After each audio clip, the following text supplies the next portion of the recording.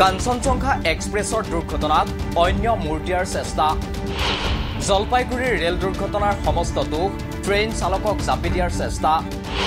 আঘাতপ্ৰাপ্ত যাত্ৰীৰ পৰা উকা কাগজত চহী লৈ কোনে দাখিল কৰিলে এফআইআৰ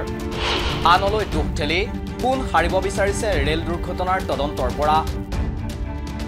পশ্চিমবংগৰ জলপাইগুৰিত সংঘটিত ৰেল দুৰ্ঘটনা কাৰ গাফিলতিৰ বাবে সংঘটিত হ'ল ৰৈ থকা কাঞ্চনজঙ্ঘা এক্সপ্ৰেছত কেনেকৈ খুন্দিয়াবলৈ পালে মালবাহী ট্ৰেইনে ইয়াত আছে নেকি ট্ৰেইন চালকৰ দুখ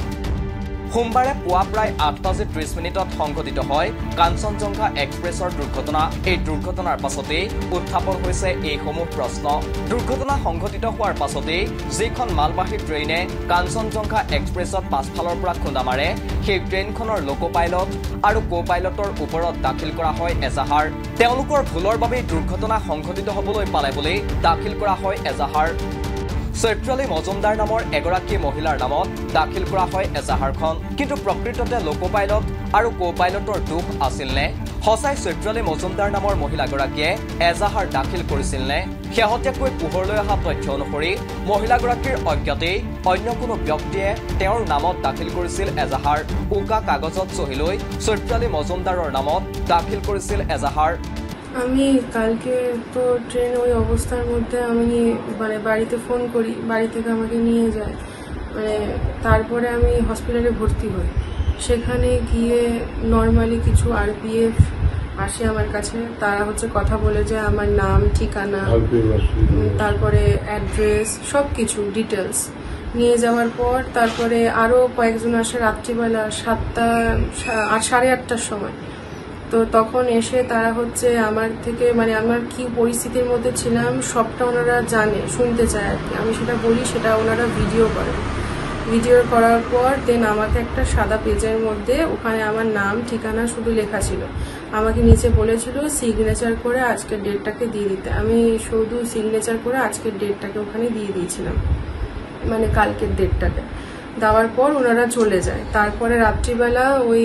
10:30 নাগাদ আরো দুটো পুলিশ আসে তারা আমার নাম ঠিকানা এসব কিছু নিয়ে চলে যায় তারপরে সেরকমভাবে কেউ কোনো কিছু আসেনি তো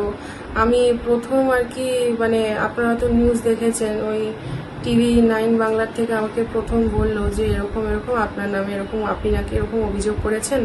প্রথমত ট্রেনের ভেতরে কে এসছে কোন গাড়ি মেরেছে সেটা আমার দেখার পক্ষে মানে সম্ভব নয় কারণ ওখানে ট্রেনের ভিতরে আমরা যে প্যাথেটিক একটা সিচুয়েশনের মধ্যে ছিলাম সেটা একমাত্র যেই যাত্রীরা আমরা যাচ্ছি শুধু আমরা তারাই বুঝতে পারি তারাই ফিল করতে পারবো তো তারপর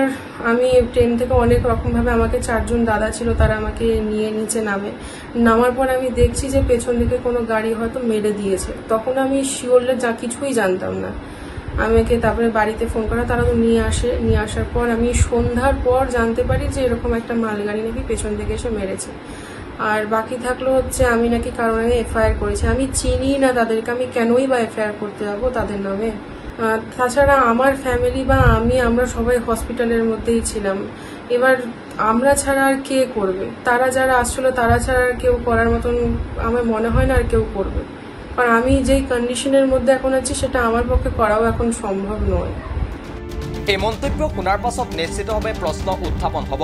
কাৰ ভুল জাপি দিয়াৰ অৱচেষ্টা চলিছে ট্ৰেইন চালকৰ ওপৰত কিয় অভিযোগকাৰীৰ অজ্ঞাতে তেওঁৰ চহী ব্যৱহাৰ কৰি দাখিল কৰা হ'ল এজাহাৰ এই শিহৰণকাৰী ট্ৰেইন দুৰ্ঘটনাৰ তদন্তক অন্য মূৰ দিয়াৰ অৱচেষ্টা নেকি এয়া